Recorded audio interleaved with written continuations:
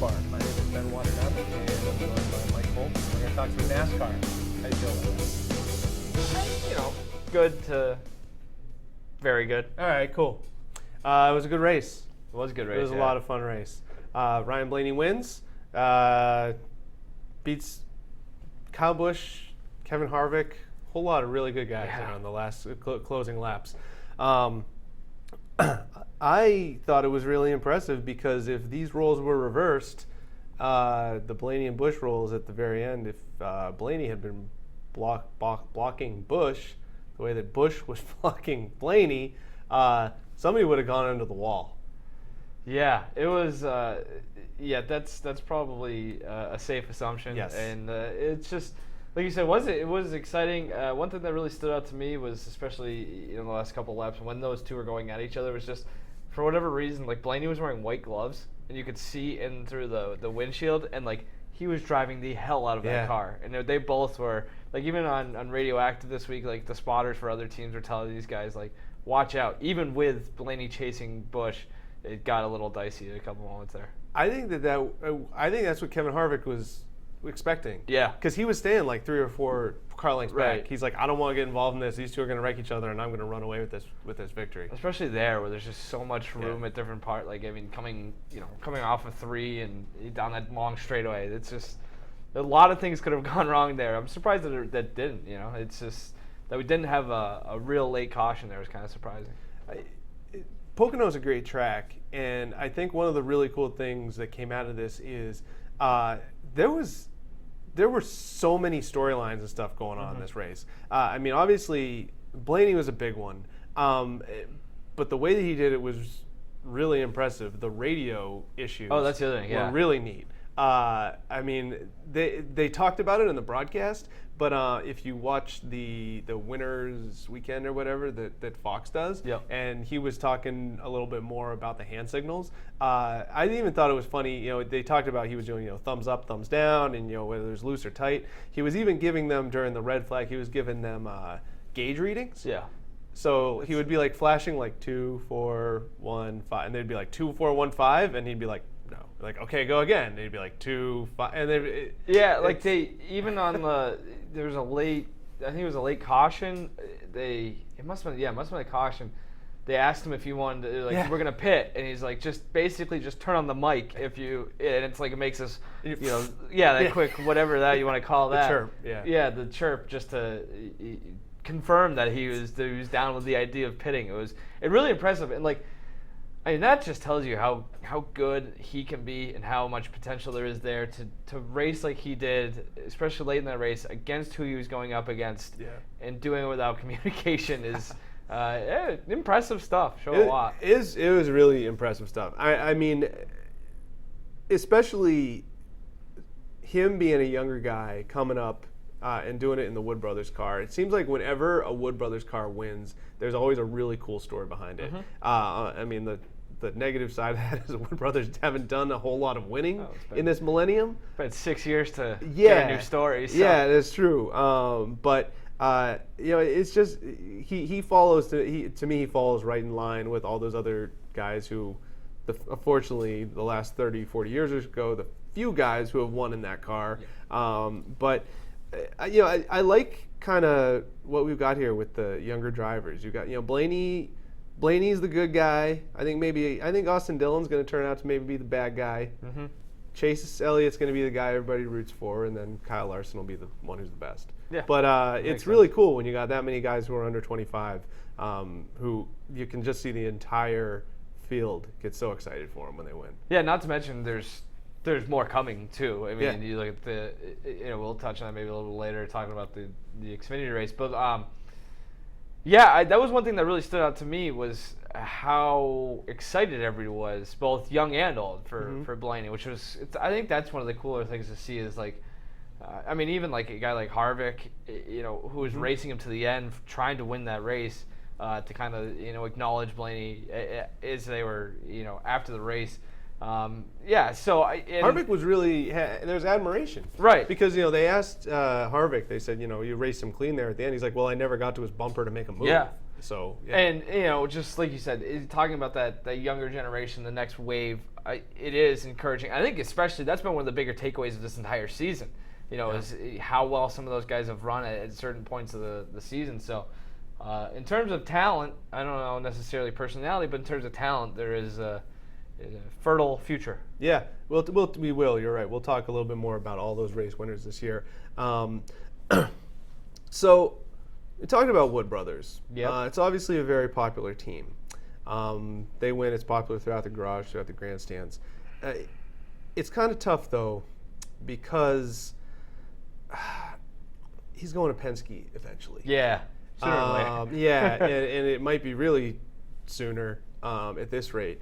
And I'd say maybe that's the bittersweet part about it. Not just because I dislike Penske, right, as dislikable as they are or have been, but it's one of those things. It's the inevitability of it, of recognizing that, listen, fairly soon Kyle Larson's going to be in Hendrick. Yeah. Blaney's going to be in Penske.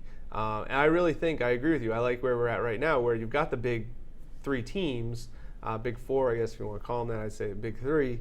But now you've got these other smaller teams, one-car teams, historic teams that are competing again. And I like where it's at. I just know it won't last. Yeah, and like I said, I think it's probably sooner than later, especially with Blaney. I mean, even he talked about it last week before the race. I think it was on Sirius XM, talking about basically how, the way that it's all constructed right now, he's basically running, he considers himself Penske, just under the veil of Wood Brothers. So he's kind of got, at least 1 foot in that fire suit already. So I think that, it's inevitable. It is what it is. These things are cyclical. That's the nature of the beast. Yeah. It was a good day for the Blaney and Bubba boys. Yeah. These guys are best buds. There's been a lot of B's in this first segment. This is a very hard B start in the A block. These guys, have always been big on social media. It's been obvious that they're bro friends, whatever you want to call it. Another guy who was super excited, obviously, for his buddy Blaney. Bubba's debut, it looked like a debut. Yeah. Totally looked like a debut. Yeah. He did okay. He kept the car clean. But, I think he had the back-to-back pit road penalties. And I think he had another one later on, where I think they said they threw up the graphic of the segments in the pit road, and they're like, he was wrong here, here. He was okay here. I was like, oh man. But I think overall, he didn't destroy the car, which is noteworthy on that race. So I think it was he was unhappy with it. Apparently he was passing out. He was so unhappy, but. It's the first of what is hopefully many for him. I thought he ran okay at times during the race. Like, you would look up and be like, oh, there's Bubba. It does, I think we take for granted sometimes the jump from the minors to the big leagues, if you will. Like, it's to be expected. Like, he's not used to this. And for that to happen is not as surprising. It should be less surprising than it is. Yeah. And that's a testament, I think, to really the talent across the board. These guys, when they move up to the Cup Series, is to not totally screw the pooch every weekend is pretty impressive. So. Yeah, he screwed the pooch, but he did. It is what it is. If we're being honest, but he still had the number 6 helmet on. Yeah, the other thing too is it happened so fast. It's not like one of these things where he's coming into the season, ready to make that jump. It's so much uncertainty with, with his ride in the Xfinity Series, and to jump right into the 43, and not only that, to have the historical significance of the whole thing. Must have been a weird week. I think we're going to see a lot better, performance out of him moving forward now that kind of the hoopla is behind him. Right. Hopefully they'll get to some easier tracks. Although in a couple weeks he'll be on a road course, I think. So it's not like it's much easier. But it was good. Like you said, the historical significance. I just thought it was really cool. You saw before the race, you had Blaney and Wallace both took a picture with Richard Petty. That's really neat. Unfortunately, if only David Pearson could have been there, it would have been a really cool combo. The number 21, the number 43, We've got the 3 that won a couple weeks ago. The fact that those numbers are relevant, I think it's really cool for the sport. We talk about attracting young fans, but I also know a couple older fans who say that, I've kind of lost my interest in the sport. Part of me likes to see the 43, the 21, some of those cars back in the mix, because it's like, well, maybe we'll get somebody who said, I don't really care for this anymore, but then they'll say, oh wait, the 3-1? Mm-hmm. Maybe I'll pay this Dylan kid some attention. Yeah, I also know older fans like yourself who are and the other thing is too is the good news is with that as well is like you got a guy like Blaney who is relatively likable. Like I think he's a likable kid, and so that's the other thing too. It's not like you got a bunch of punks necessarily running around these cars. So it's like, if you do, a couple of the old timers see these guys win races in those notable cars, not only are you drawn to the number, you can be drawn to the driver. So I think, again, it kind of speaks to where they're at in terms of that younger generation of drivers, which is not all unlikable jerks. So that's good. They need a jerk, though. No, yes, they do. And it's really cool to see how much fun they have together, but they need a black hat. Well, I think they literally will get the black hat and the guy driving the 3. I think with his, Dylan is. I'm with you. I think he's the unlikable one in that bunch. And it's nothing against him. It's just something about it is against him and his face. His face is just. No matter who's in it, though. Like even like Harvick. Harvick's done some unlikable things, but it's something about the black and white car with the red 3. Yeah. It's like, I don't know. Yeah, which is why I think like ultimately that win for Dylan was big a couple weeks ago. Kind of like if he gets a couple of them to start, not only putting with his punchable face an impressive record, I think that's good for the sport. Look at my face. I'm not one to talk, but it just, guys, something about his eyes and his nose being really close together. I don't know. They did not include him in drivers only. No. That was notable. You don't have to be lonely. It's drivers only. Blaney was included. Blaney, that's the other thing. Blaney I thought was the best, maybe. Did you? Save for Clint Boyer. I thought Boyer was really good. I thought Harvick was excellent. Harvick was good too. But Harvick, I thought, that's the toughest job too. Although he didn't necessarily, do it like a real play-by-play guy, but I thought he was good. Like I said, I thought Blaney was really good, and that's one guy who stood out to me. Loved his hat. The great awesome hat. Are we talking about? You want to talk about this? The drivers only? Yeah. Yeah. I thought the whole thing was kind of cool. Like Saturday afternoon, I technically should have better things to do than watch that race, and I watched some of it. Had to leave, DVR'd it, came back and watched to the end. I thought it was a decent race too, but I like the idea. I thought it was really cool. Hopefully, people don't lose jobs over it in the long run, which is kind of the concerning thing. But I don't think you can do this in any other sport. Which is there's something about NASCAR drivers, or really race car drivers in general, who they're very well spoken. They're very because you have to. It's not like, a baseball pitcher who throws 98. You don't really need the knowledge of your arm necessarily to throw 98. I think most of these guys have a working understanding of the machine that they're driving, the process that it takes to put that machine on the track. So that sort of understanding, I think, it translates well to the TV presentation. Also, they are the one every week who has to talk for the team. It's not like you have 55 other teammates. That's true. That you can deflect. Which is why, that's a good point. Like golfers the same way. You see that a lot, that golfers have a relatively easy transition to the TV booth, or football players to the golf TV booth, like Tony Romo. But that's a different story.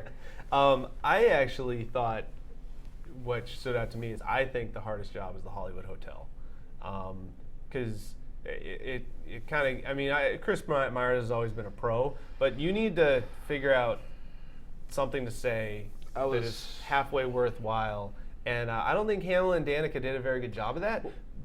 Yeah. But I think that's because you're like butting in. Like if you're doing what Logano or Boyer was doing, you're just reacting to it's easier. Where when do I butt in? When do I have something where say? When do I say? Yeah. The other thing, it was a really clean race. Not a lot of cautions, which is usually when they go back to there weren't a lot of breaks in that race for them. So that was my thing, and I'm glad you brought that up because I would have totally forgot because I tried to just forget about it. As I didn't enjoy that either because it always felt so forced. And it's like we have two really big stars, so we have to go to these people no matter what. But the race didn't really dictate it, so it got awkward. Like they, and they kind of, I mean, I get that Larry Mack is in the Hollywood Hotel sometimes, but they kind of like put Hamlin in this weird like hybrid position of being like Mike Waltrip and Larry Mack, where it's like, you know, is he the crew chief guy or is he the second guy in the Hollywood Hotel? So it was weird in that regard, and I thought that was a little forced. That was sandwich making time for your boy Mike. Like when they came on TV, it was me going into the kitchen. So, but yeah, other than that, I thought it was great. Hamlin looks weird cleaned up. That's the other thing too. Not the. I mean, again, I'm just gonna pick on people, but not the greatest fitting suit either. Like it's something about his hair and his ears. He looks better. The guy looks better in a fire suit. Right. Than, seeing Hamlin outside of the purple fire suit was a little like saying like your teacher like in the grocery store for the first time. It's like, wait, you wear actual clothes. Same thing for Logano though too. Jesus. I mean, I know that these guys were rushing from practice, but you make millions. Can you get a better tailor? Jeez. Danica looked great though. At least there. Comment. It was a rough weekend. Jeez, man, not a good weekend. No. So on track, I guess. It was good. Finished 16th. Yeah. That was her second best finish of the season. Obviously after her 10th place at Dover. I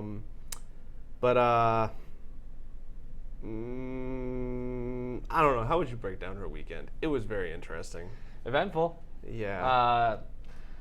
I don't know. Like we talked about last week, the on-track stuff, it kind of is what it is at this point. I don't know. I didn't pay a whole lot of attention to it. Like I didn't think it was that big of a deal. I think it's overblown to an extent, but at the same time, wasn't her best work, right, on and off the track. Yeah. So if anyone is unaware, you can go to NessandFuel.com and check it out.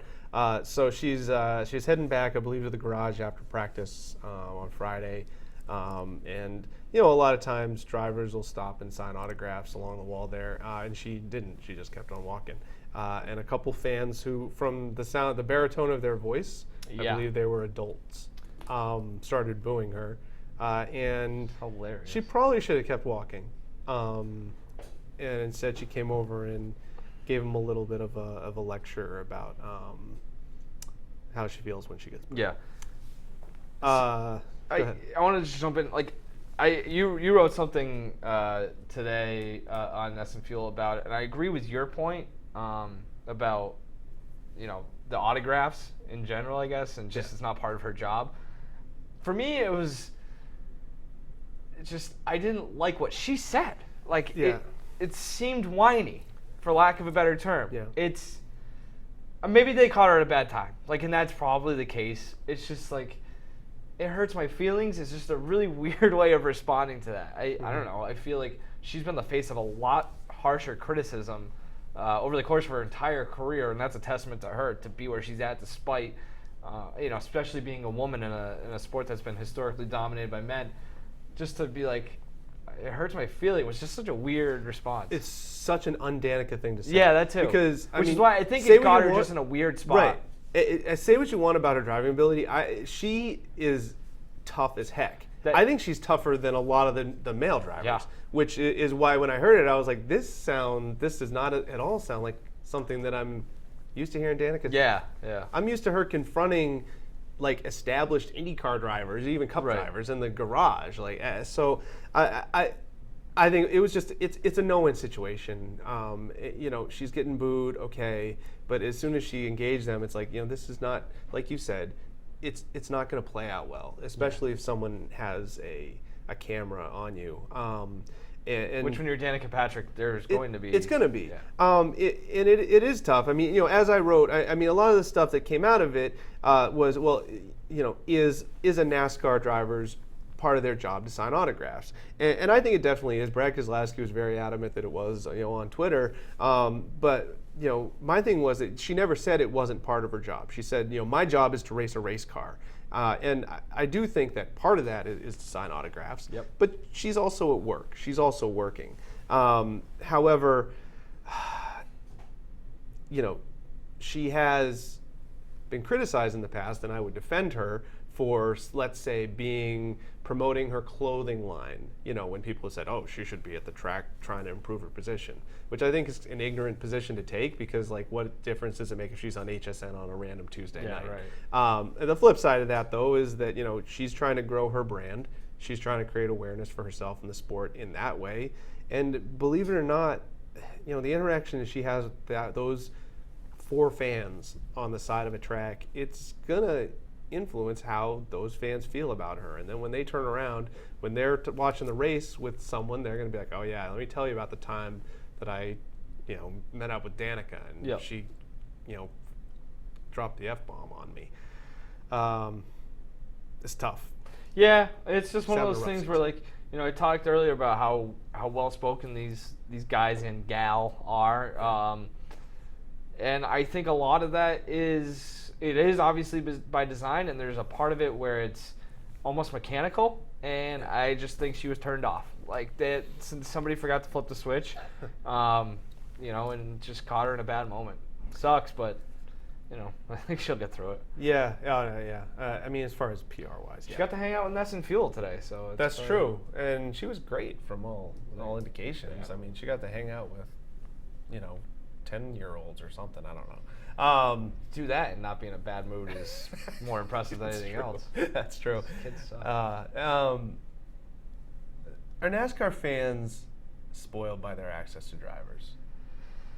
Compared to other sports, yeah. I can't think of any other sport where it's consistently can get this close. Take, before any race, when the infield itself is access to a locker room almost. Yeah. It's like that, where you can walk down.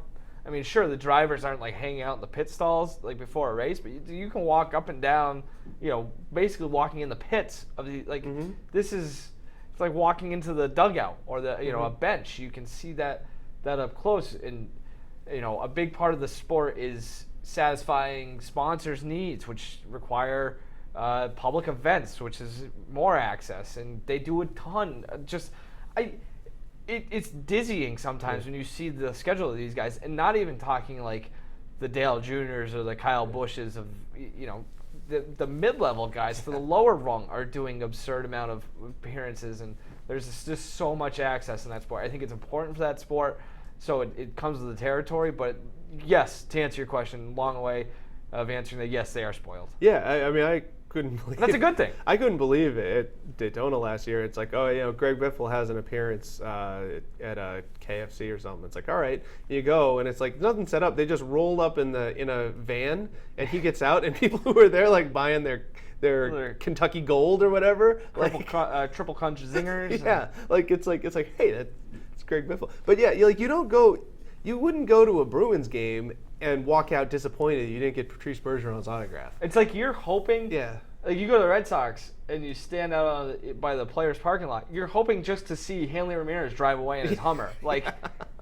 I mean, that's a good day. You're 45 minutes sitting there in after the game are validated because you just see a glimpse of the guy. So yeah, compared to other sports, it's miles ahead of everybody else. No pun intended. Do you want to get into what an athlete's responsibility is when it comes to fan interaction? Do you have any?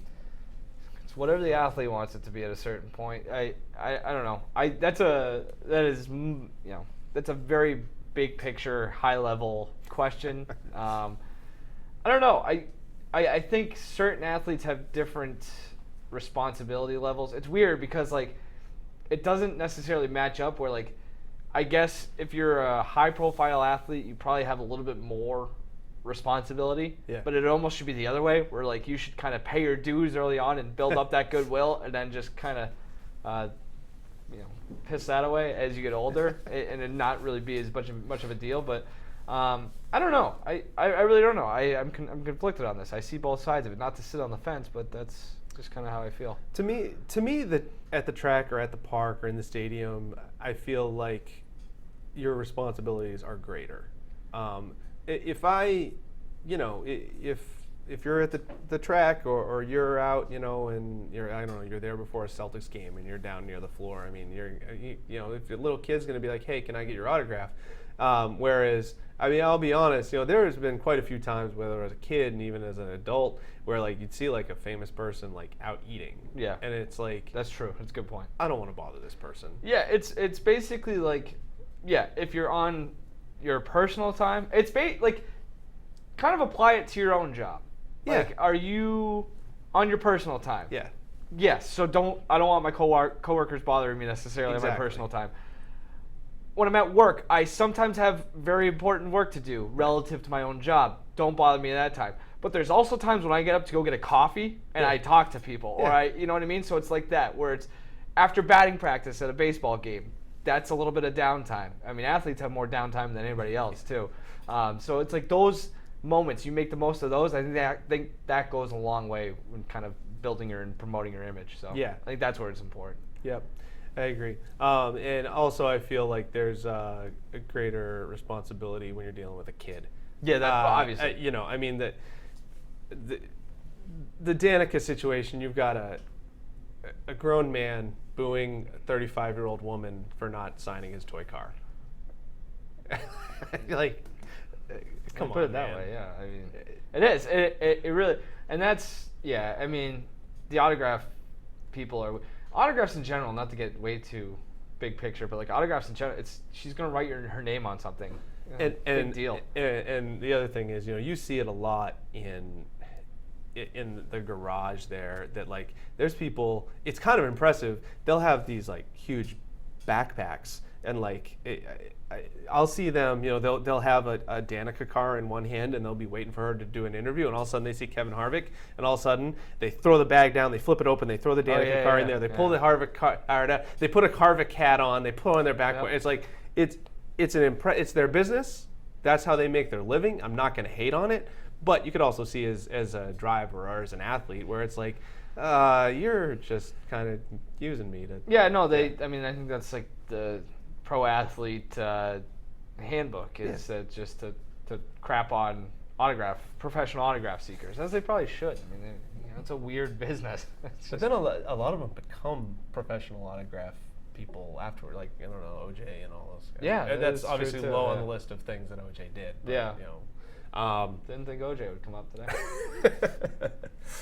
All right. So we're going to take you over to our fantasy racing studios with Dakota Randall, our resident fantasy expert, and he's going to give you this week's Fantasy Minute.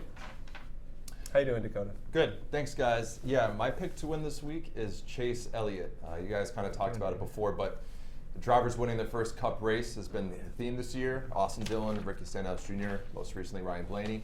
And I like Chase Elliott to visit victory lane this week. I think it's his turn.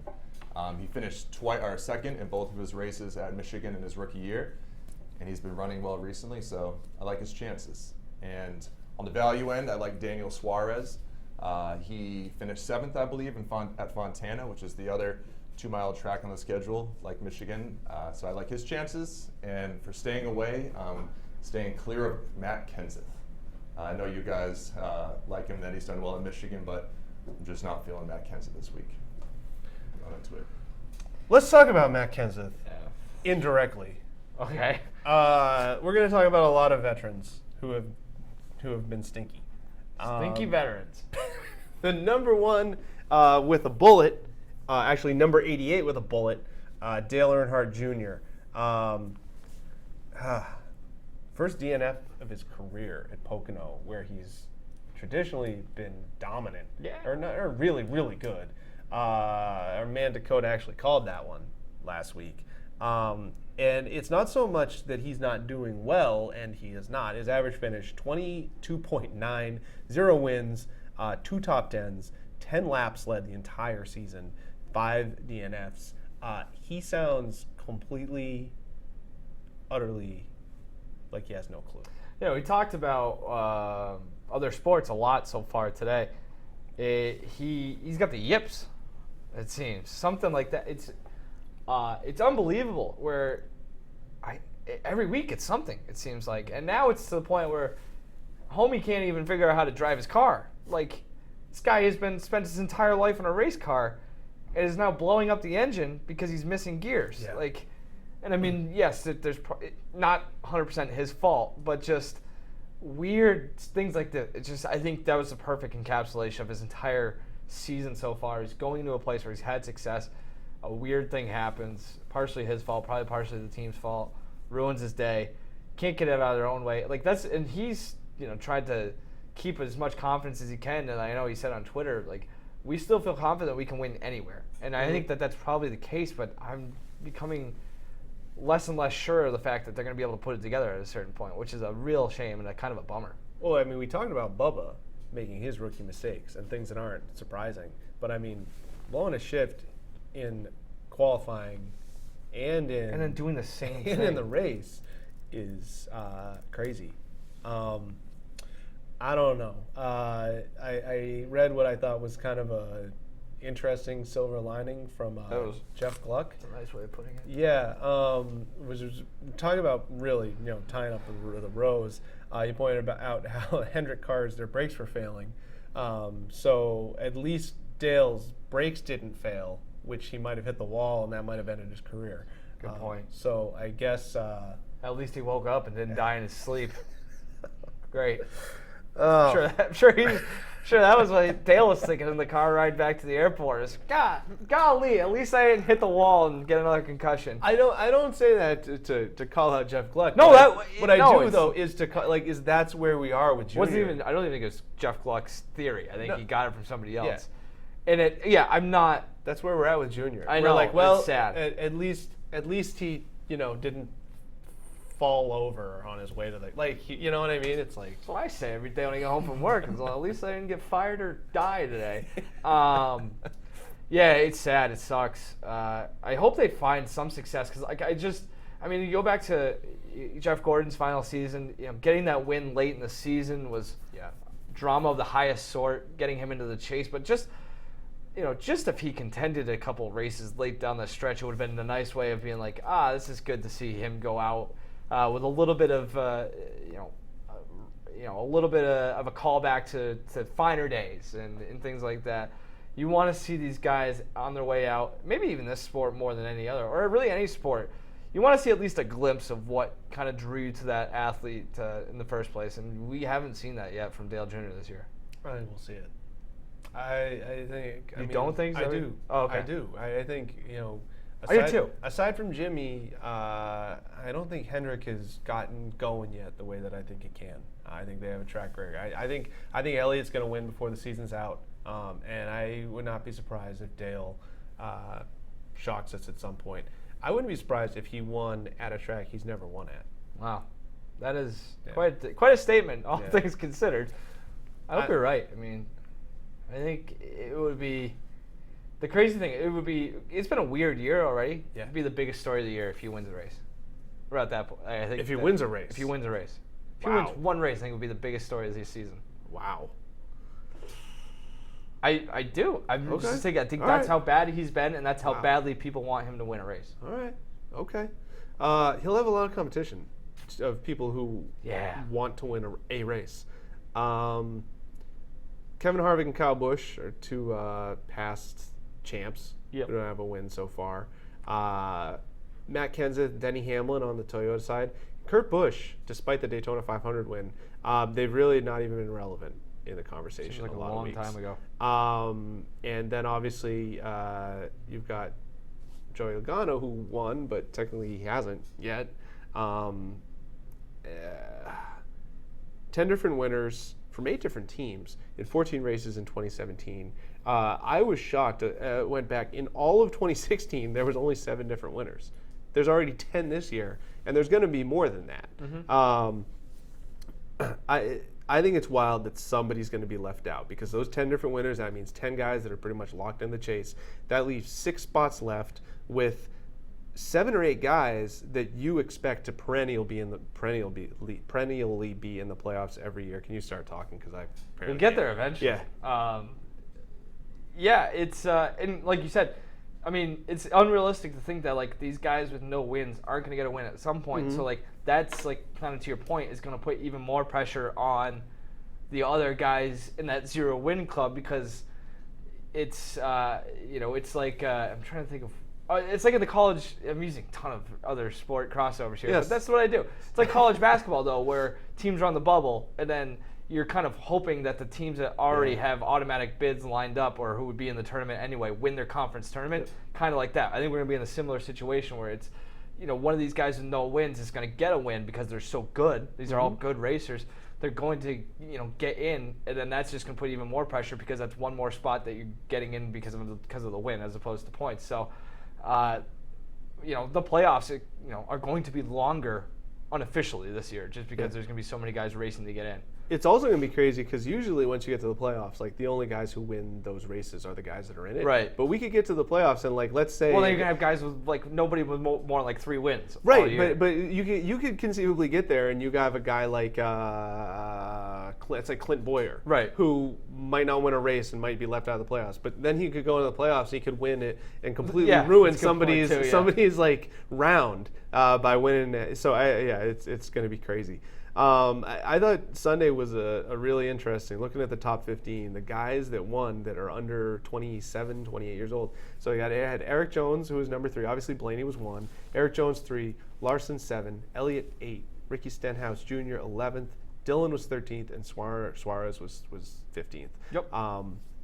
That's one of those where, guys this young, guys this inexperienced are not supposed to be that good at that track. And they hung right there with the big guys. Well, guys who also did a good job of not missing a gear, didn't have their brakes go. It was a weird race, but the fact that those guys stayed out of trouble and found a way to get up toward the front at the end, that's all you're asking for. I mean, who knows what kind of impact that has in the long term too, in terms of confidence, things like that. Especially you mentioned a place like Pocono, that's pretty impressive stuff. Yeah, it's not. Which of those winless guys, which of the winless big name drivers are you most worried about? I think we've obviously established that Paul Menard is concerning all of us, but I mean the guys that you anticipate normally being in the mix. It's a cop-out answer, but I'm going to go Dale Jr. I mean, I think because I'm not as confident about his prospects for the rest of the year as you are. So I think that's probably the guy I go with. I like your pick too, but I'm not going to steal your thunder. So who are you most concerned about? We already talked about Junior, so I'm going with Denny Hamlin. That was my second. I was actually shocked when I looked at how he's been the last few races. He was 12th at Pocono. The week before that, he was 8th at Dover, and then he was 5th at Charlotte. I didn't even realize he was that competitive at the end because it seems like just all week he's not even been in the mix. I mean, all season he's just not. Was there? I already forget. Was there a wreck late at Charlotte that? It's kind of always wonder when a situation like that where did he? I really don't remember, to be honest with you, but because that's one of the things where if I see him early in a race and he's running toward the front, it's like, what's gonna go? How's he gonna fall back? Because that's the thing. It's just been one of those. He's a guy who's too young and been too good lately to be like, it's starting to pass him by. So that's always like a weird thing to see, like a guy like him struggle so much. So, but he's still. I think what is he, 9th, 10th? He's still in the mix. But that's the problem is every time someone wins, it makes it down. It probably hasn't been as bad as we think it has. But the results certainly aren't there yet. Yeah, he's a guy who likes to play a lot of times from the back and let the race play out and then catch up with his speed, but Toyota hasn't had the speed this year to make that happen. Also not a great suit, as we went over. All right, let's begin wrapping things up here. Please.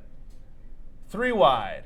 We're going to ask 3 questions that are kind of wide all over the place. As you can see from our rundown there, we went out of order, which completely confused Mark in the control room. Confused me too. Sorry, Mark.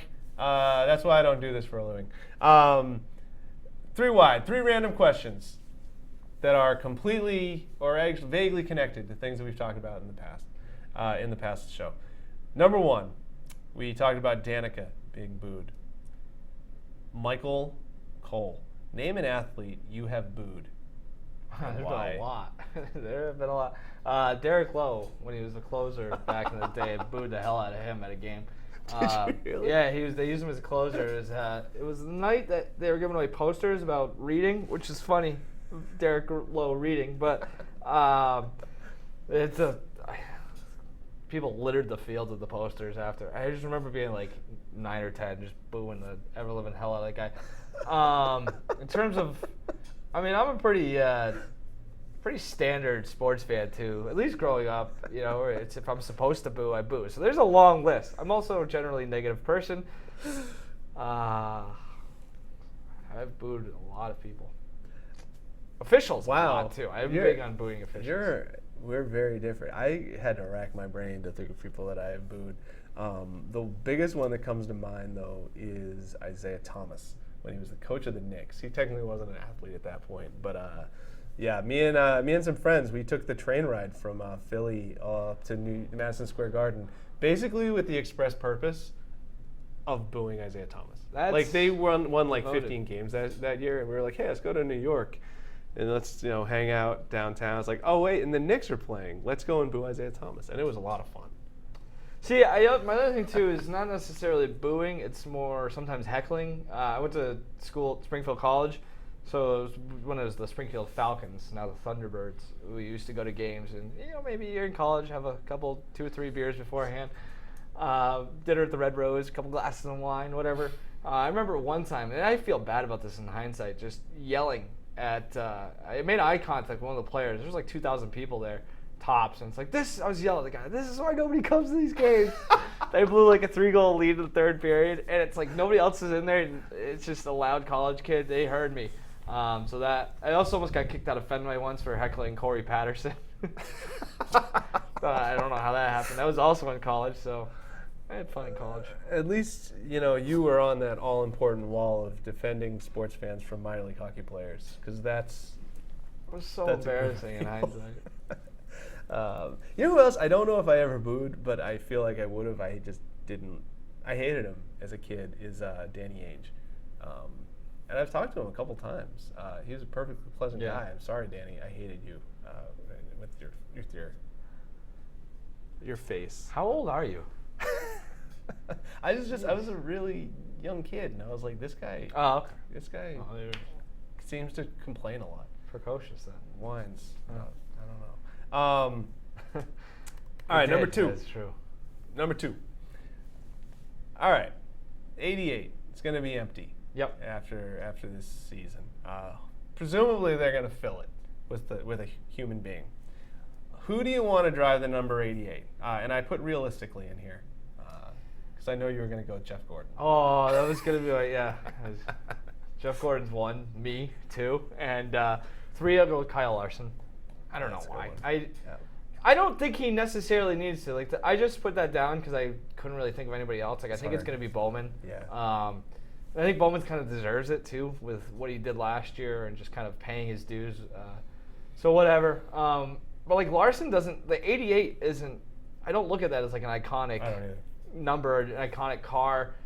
I don't think he needs to. Like the 42 to me means more than the 88 does. But I think Larson eventually ends up with Hendrick, and that makes all the sense in the world to be in the 88. So I think it's him in the long run, and I guess that's who I'd like to see because I can't pick Jeff Gordon. I kind of stretched the bounds realistically here.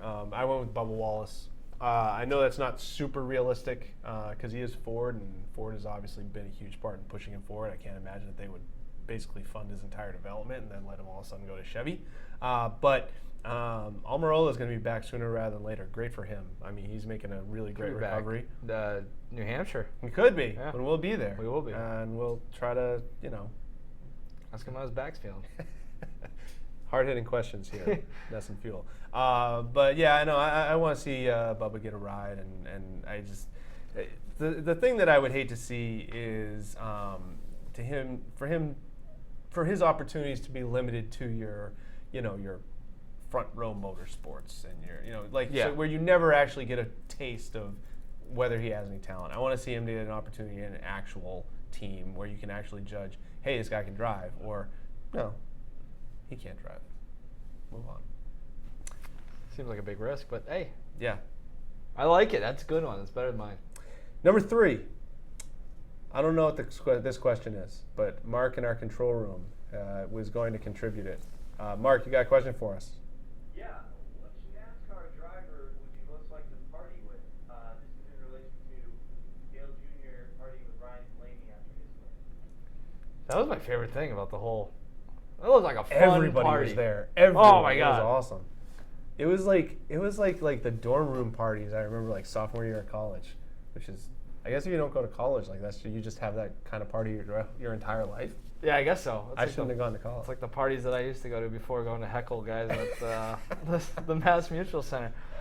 Do you have one off the top of your head? Because The one that I come up off the top of my head is Junior because he has the most money and he would do the cool just, stuff. But I'll try to yeah, come up. right. I'll try to come up. That with, was gonna be mine, with- but it's, yeah, I don't feel yeah. good about it because I feel like an idiot. I'd try to come up with something. Man, I wouldn't want to party with Jimmy Johnson. I think that would be boring. We'd probably just sip wine and talk about politics.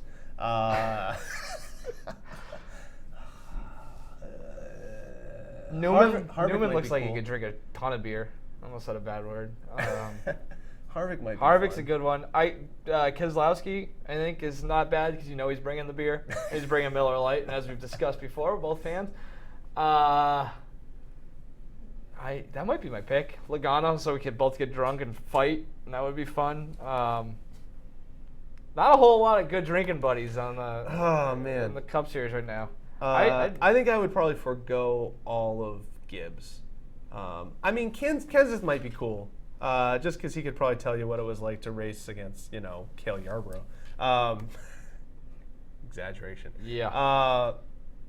Boyer seems like he might be a fun guy to get after it with. I mean, we're basically going through the entire roster. I think I'd go with Boyer. That's Now it. that I mention it, listening to Boyer on the radio, he seems like a funny dude. Yeah. He's got a lot of good one-liners. So I'm going with Boyer. Denny Hamlin seems like he'd be a mess. Oh, Pusher. Busher's Busher's a good good. one. Busher's a good guy. Texas kid.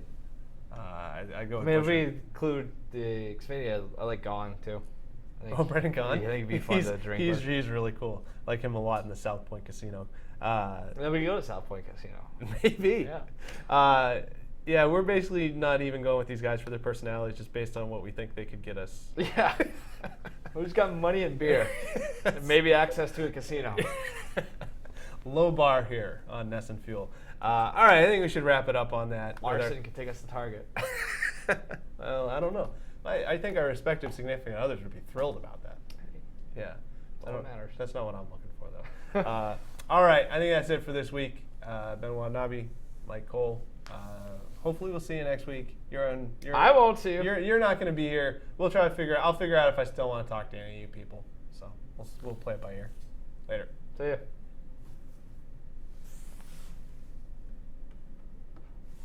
Okay. Thanks.